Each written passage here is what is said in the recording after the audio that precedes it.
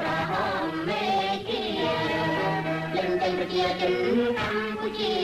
មានវាលុនដំអង្គចា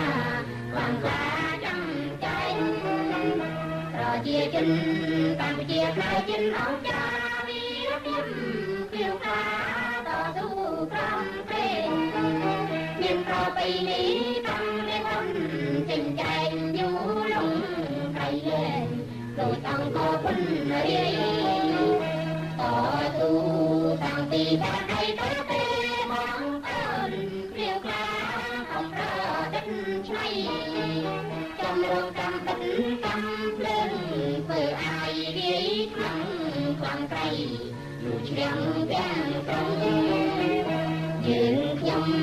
នៅចាំរៀងរងចាបងអូនថ្ងៃណាបរិវត្តកំឡងយ៉ាងកម្មពិបាលក្នុងខ្ញុំស្នាប់ជឹងលំខ្លាំងវាដឹងវាចាប់បងប្អូនអត់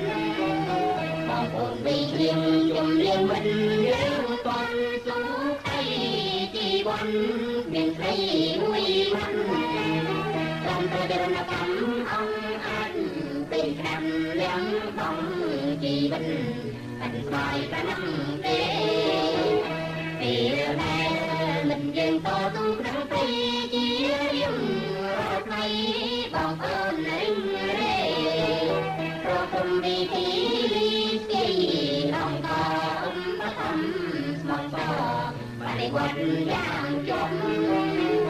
នៅក្នុងសង្គ្រាមអាកាំងប្រៃໄປការឆ្នាំ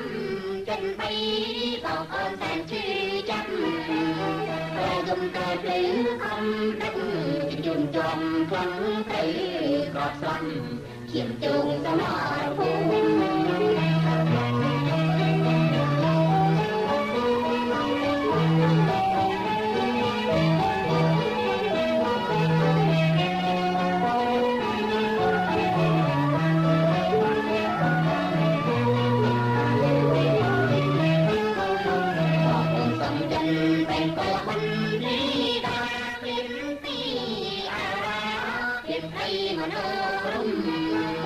ยังต้องจันได้กลองเตรียจีรอยำหายต้องโหชิมรอหอมรอตะบีทำในกัมพูชียืนฟันรำต้องหายตายของอ่อนน้อยหนึ่งต้นตุ้มเล่ข้าไปเข้ามามวยยัดตามเพียนสุดเตะต้มลงฝืนแก่ตุ่มลุ่มร้ายเตียนបងប្អូនយ៉ាងបងគ្មានใครក៏នឹងអ្វីអ្វីចង់អង្គដើម្បីអន្តភាពជាតិចូលត្រឹមតាមទីជាមហាព្រមញៀនរីករាយព្រមព្រៀនសូមយ៉ាងយ៉ាងធ្វើរួមយើងខ្ញុំប្រាជ្ញារៀនសូត្រតារារៀនសាស្ត្រវារៀនបងប្អូនអន់បំ